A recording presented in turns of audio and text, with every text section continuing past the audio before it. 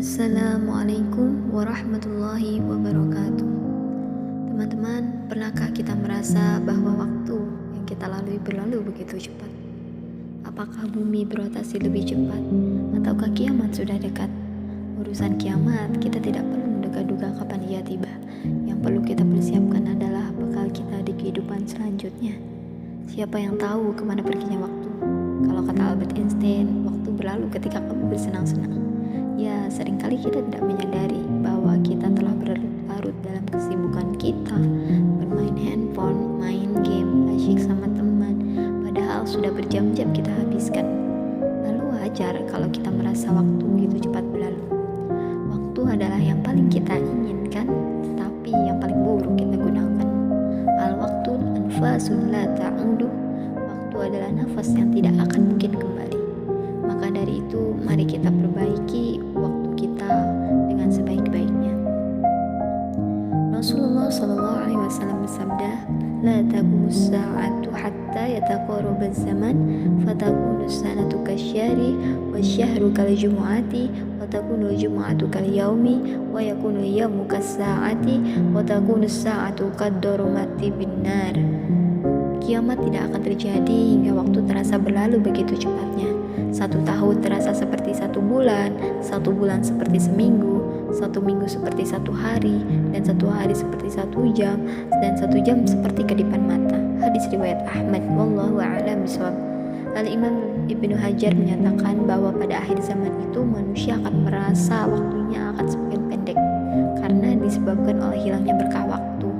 Akibatnya ketika hari berlalu begitu saja tanpa ada manfaatnya. Dalam buku Al-Fitan wa Ashrat As-Sa'ah, Abu Anas Shadiq menjelaskan penyebab dari hilangnya keberkahan waktu karena masyarakat banyak melakukan maksiat.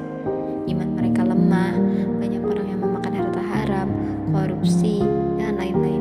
Hal ini menjadikan kehidupan mereka tidak dipenuhi berkah. Makanya kenapa orang yang kurang berkah dalam hidupnya itu suka galau, rasa hampa karena tidak melakukan waktu itu dengan sebaik-baiknya. Allah sudah menjelaskan bahwa keberkahan hidup sangat berkaitan dengan iman dan amal seseorang. Masyarakat yang menjalani kehidupannya dengan penuh keimanan dan amal soleh, maka Allah akan menurunkan kepada mereka keberkahan, baik yang muncul dari langit ataupun bumi. Berkah itu, kata Imam An-Nawawi dalam kitab Syarah Sahih Muslimnya, terbagi menjadi 2 arti, yaitu tumbuh, berkembang atau bertambah. Yang kedua, kebaikan yang berkesinambungan atau berkelanjutan. Imam Al-Ghazali berkata bahwa berkah itu adalah ziyadatul khair alal khair, bertambahnya kebaikan di atas kebaikan. Dari mana kita meraih keberkahan itu? Pada Quran surah Sad ayat 29 Allah berfirman, Bismillahirrahmanirrahim. Kitabun anzalnahu ilaika mubarakun liyadabbaru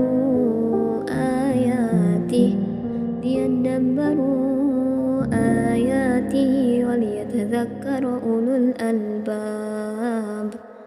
Kitab Al-Quran yang kami turunkan kepadamu penuh berkah agar mereka menghayati ayat-ayatnya dan agar orang-orang yang berakal sehat mendapat pelajaran. Yang kedua, dalam Quran surah Al-A'raf ayat 96 yang berbunyi, Bismillahirrahmanirrahim.